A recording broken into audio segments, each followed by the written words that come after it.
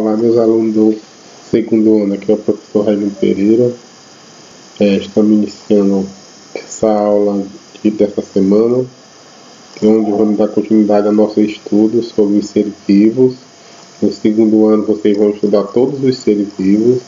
No primeiro capítulo, vimos a parte de nomenclatura sistemática, onde aprendemos a classificar os seres vivos, por que classificar, dividir em grupos de acordo com suas características.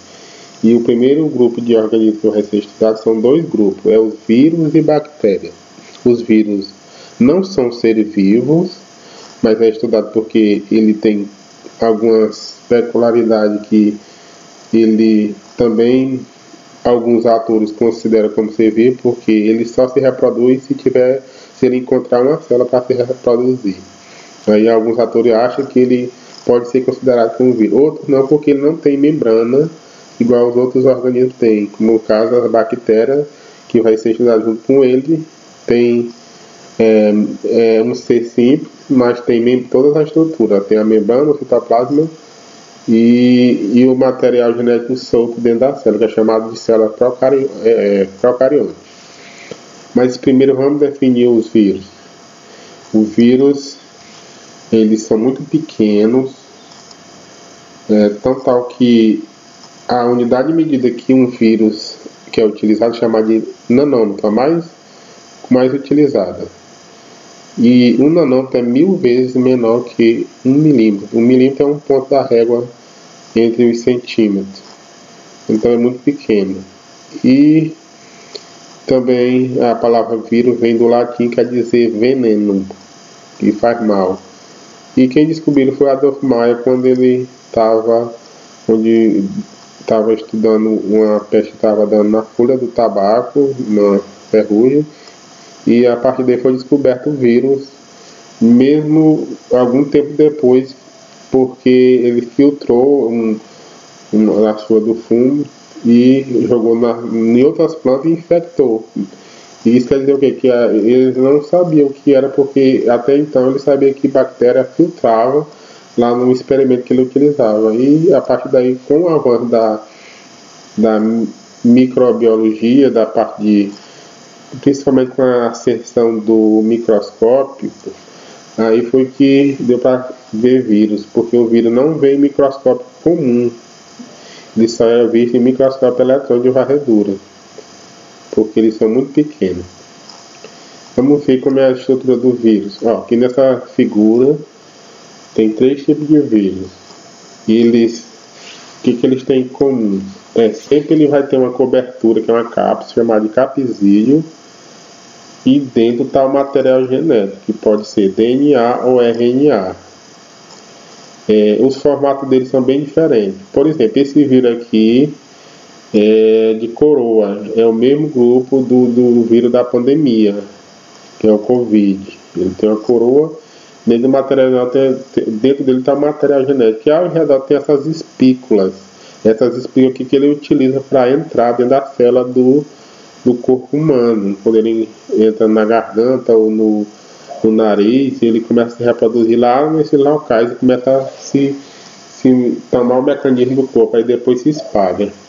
Então, aqui é um vírus que ataca da herpes, do mesmo grupo, do mesmo formato do Covid. Tem aqui o vírus que ataca a bactéria, chamado bacteriófago, e tem o papilomavírus que causa herpes, tumores nos órgãos genitais. E como é que ocorre essa replicação viral?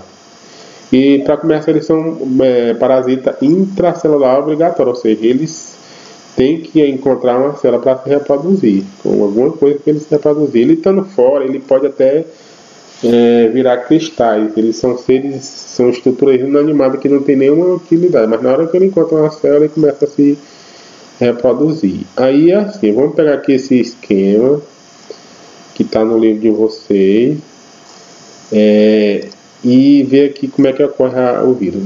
Aqui tem essa parte azulzinha aqui que tem esse desenho aqui, tem essa parte maior, é uma bactéria. Você vê que uma bactéria é pequena, a gente não consegue ver a bactéria. E o vírus, como ele está aqui, ele é bem mais pequeno do que a bactéria. Ele vai infectar a bactéria. O vírus infecta a bactéria. Por isso que é chamado de bacteriófago. O que acontece? Ele chega aqui na membrana da bactéria, ele vai injetar um material dentro da bactéria, aí ele vai se reproduzir. Quando ele vai utilizar o DNA viral, ele pega o mecanismo da bactéria e começa a se reproduzir. Por quê? Porque ele injetou material dentro da célula, ele vai se misturar com esse material e a partir daí ele vai se reproduzir. Aí ele pode acontecer dois caminhos. Ou ele pode permanecer dentro da célula em estado de latência, ou seja, ele se reproduz, mas não se reproduz muito que fica dentro da célula sem estourar essa célula. Aí ele é chamado de ciclo lisogênico. E pode acontecer que a partir daqui ele tem uma alta replicação, a célula não vai aguentar, ela vai sofrer uma lise. A lise celular vai estourar a membrana e esses vírus vão sair para fora e vão infectar outras células. Aí, cada um infectando uma célula vai em pouco tempo, tem milhões e bilhões de estruturas dos vírus já reproduzidas.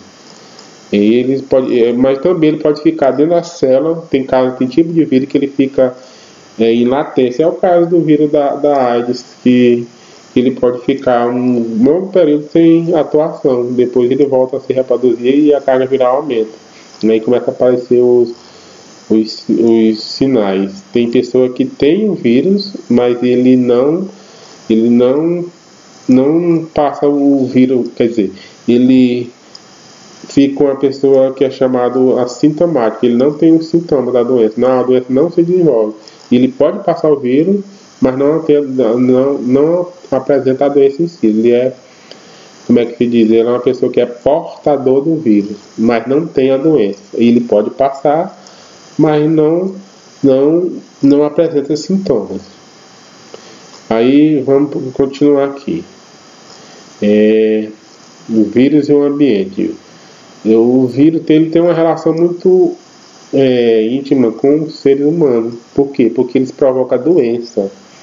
Praticamente o vírus não traz nada bom para os seres humanos.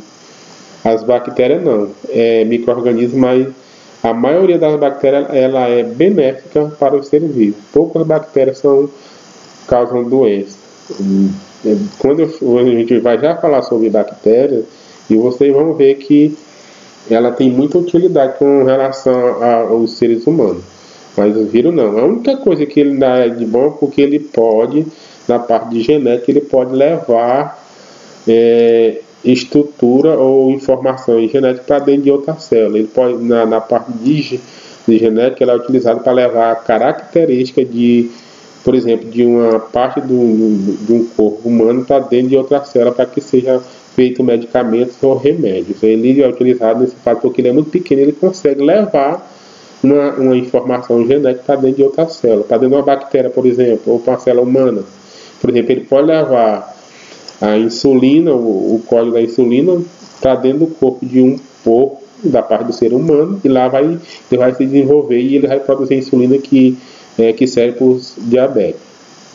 Aí a relação que tem de provocar doença. E as doenças que está destacada aqui no livro, todos nós conhecemos: gripe, resfriado, as características que tem. Eu não vou explicar com detalhe assim, para o vídeo não ficar muito grande, mas nós já sabemos os efeitos. Vamos passar aqui mais à frente. Tem a gripe espanhola, que lá no início do capítulo ela provocou várias, lá na abertura fala que ela provocou milhares de mortes no início do século. Tem a H1N1 que apareceu há pouco tempo, que é o grupo das influenças, que são as gripes tipo A, B e C. Aqui a imagem aqui da gripe espanhola. No tempo morria várias pessoas, no mesmo tempo não tinha os recursos que tinha hoje, e as pessoas foram quase dizimadas da terra no período de 1918. Tem a dengue, chikungunya, que apareceu há pouco tempo.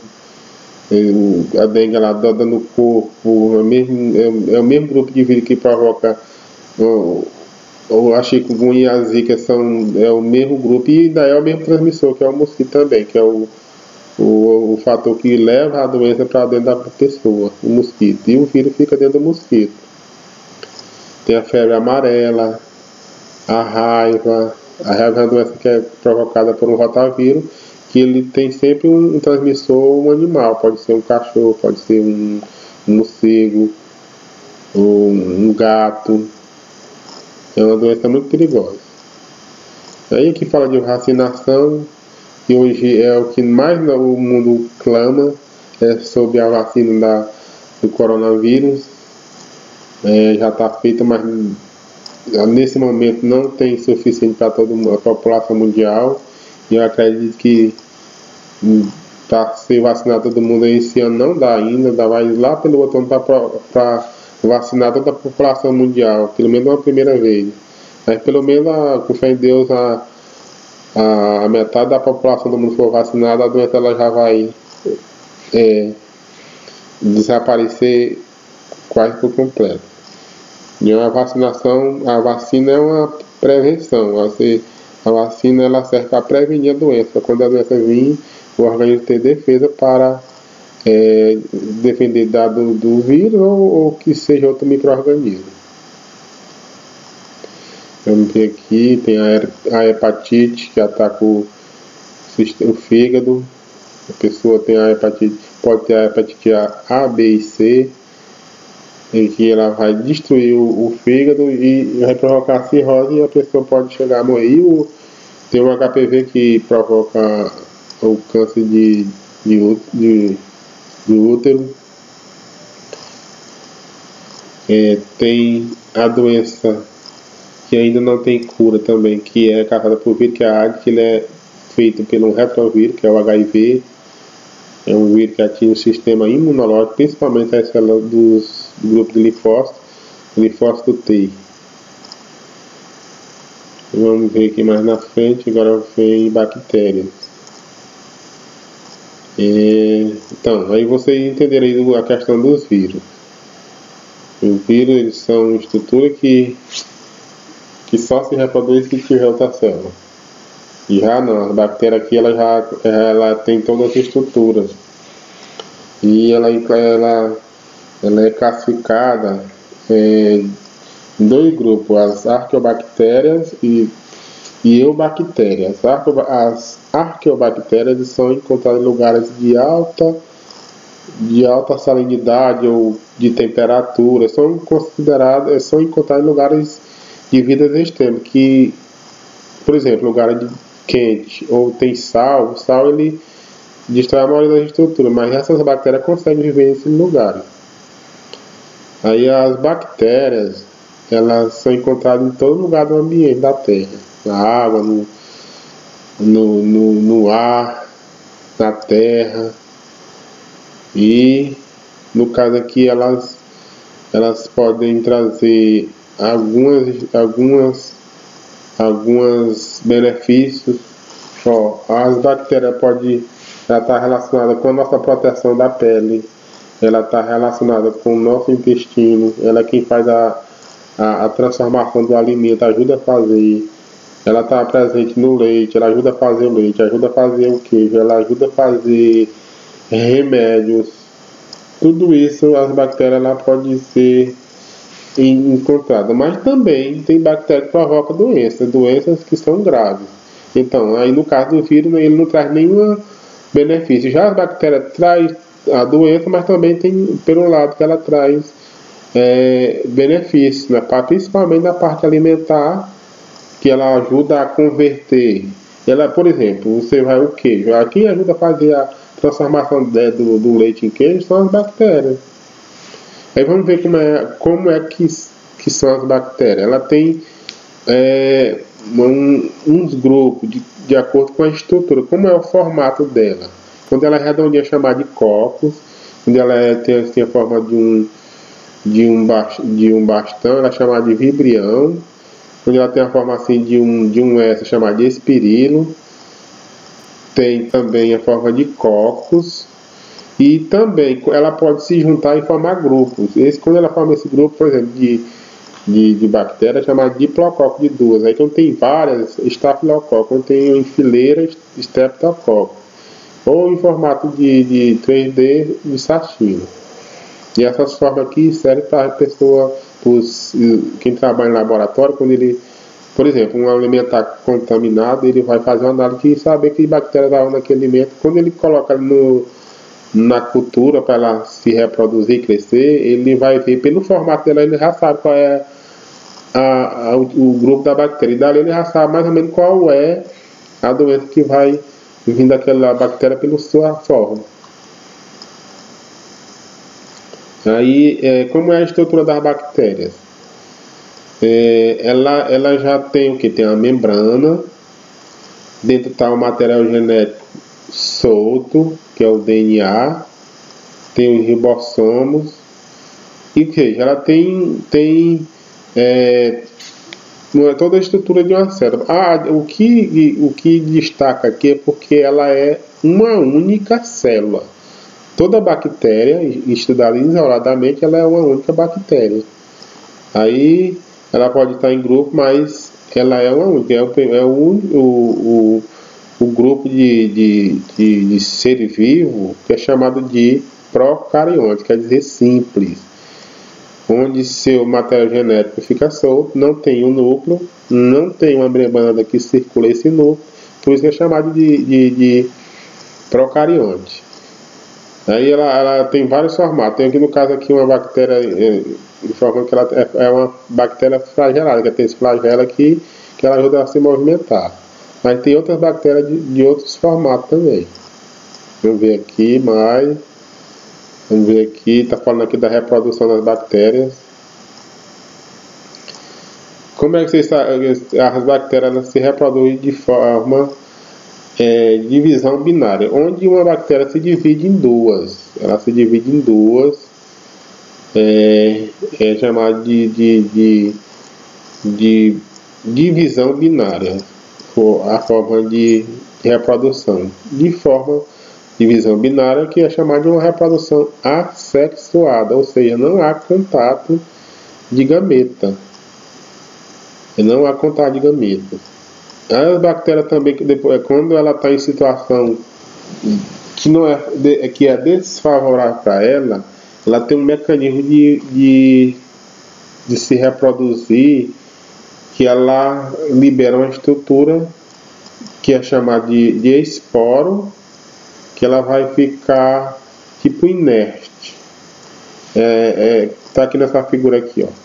Ela ao invés de se reproduzir em dois, ela produzir um esporo, que esse esporo ele pode permanecer um longo tempo inativo. Quando ele encontrar a sua condição normal de reprodução, ele vai voltar a se reproduzir. E vamos mais aqui, o metabolismo bacteriano. Ela pode ser a bactéria autotrófica. Quer dizer isso, que ela pode ela pode crescer e se reproduzir através da luz do sol. Ela é fotoautótrófica, porque ela tem um grupo de bactérias que elas podem fazer fotossíntese através da luz do sol. Outras bactérias podem fazer quimiossíntese, ou seja, ela pega um produto e do carbono ela consegue reconverter em alimento. Ela pode se nutrir através da parte química ou através da luz solar. No caso, quando ela luz solar, ela forma fotossíntese, o que? Parecido com as das plantas, as algas e vegetais. Elas liberam essas através da luz do sol, ela consegue adquirir a sua energia para seu metabolismo. Então, as bactérias podem ser fotoautotróficas ou quimioheterotróficas, desses dois grupos. Ou seja, ela pode ter a sua reprodução e crescimento através da luz do sol ou através da parte química, principalmente da fonte de carbono, que ela faz a decomposição da matéria. As bactérias, ela é que faz a limpeza juntamente com o suco que a gente vai ver depois, a limpeza dos materiais que morrem. Tudo que tem vida e que morre, elas vão atuar para fazer a decomposição, transformação, voltar ao pó, como está na Bíblia. E a classificação das bactérias pode ser aeróbica, microfilófila, anaeróbica facultativa e anaeróbica restrita. O que é que está relacionado a isso aqui? Que elas vão, onde ela é aeróbica, ela exige a presença de gás de oxigênio para utilizar na sua respiração. Ela precisa do oxigênio como material principal para a sua respiração. As microaeróficas exigem a presença de pequena quantidade de gás de oxigênio, ou seja, é menor do que os outros grupos. Tem a anaeróbica facultativa, que desenvolve tanto na presença do oxigênio como na sua ausência também. E tem as anaeróbicas restritas, que não utilizam oxigênio na sua respiração, mas pode sobreviver na sua presença, mesmo que é uma coisa inerte. Aí, como eu já falei, a reprodução da bactéria é essa aqui, ó. Ocorre como fissão binária, ou alguns autores chamam também de divisão binária. Tá aqui, uma ela vai se alongando, vai se esticando até virar em outra. É assim que ela se reproduz. Não precisa ter a relação como os outros seres vivos. Aí vamos ver aqui. Aí também ela pode ter por brotamento. Ela pode sair um broto e através daquele broto ela pode se reproduzir. Também tem um tipo de reprodução das bactérias que é mais raro, é quando ela se junta com outra, toca uma na outra e troca o material genético, se mistura o material genético, aí é chamado de conjugação. E através disso pode até originar uma bactéria com características das duas, ou seja, uma bactéria com mutações das duas. Das duas, por exemplo, essa figura que está aqui, essa parte azul e essa parte vermelha, uma é de um. Eles podem trocar esse material e a partir dela surge uma bactéria diferente. Agora vamos ver a questão da bactéria com relação à sua utilidade. Ela é utilizada na indústria para fazer vários tipos de alimento, na fermentação de álcool, produção de vinho. É uma infinidade de utilidade que vem nas bactérias. As bactérias, a indústria sem as bactérias não existe. Produção, o iogurte que nós utilizamos como alimento, ele é feito de bactérias. Se você for colocar ele no microscópio, vai aparecer várias bactérias lá que fez a sua transformação, que são os lactobacilos. Também ela é utilizada na produção de medicamentos. E as bactérias causam também várias doenças. Uma delas aqui que ele destaca é a arcária, que a arcária ela é o desgaste do dente, ela faz a corrosão dos dentes. O tétano é uma bactéria muito perigosa, ela pode deixar os seus esporos, por exemplo, num prego, ficar uns esporos da bactéria do tétano. Se a pessoa pisar num prego, ali ele pode infeccionar e ele perder a vida, porque ele entra essas bactérias vão atuar no sistema cardiorrespiratório. A pessoa morre por falta de ar. E é muito perigoso. Tem a hanseníase, que provoca doença na pele, tuberculose, que ataca os pulmões, a meningite, que a meningite é uma doença muito grave, que quando a pessoa pega ela, raramente a pessoa escapa, porque ela atinge as meninges, que é a parte do cérebro, é uma película que recobre o cérebro. E tem as doenças que é considerada sexualmente transmissível, que é chamada ST, que tem a gonorreia, a sífilis. Todas são doenças causadas pelas bactérias que atingem a parte do sistema genital, tanto masculino como feminino. Enfim, aí estamos terminando aqui. Agradeço vocês por chegar ao fim da aula e espero que vocês tenham prestado atenção, que logo em seguida eu vou fazer algumas perguntas para você relacionadas que nós vimos aqui sobre bactérias e vírus.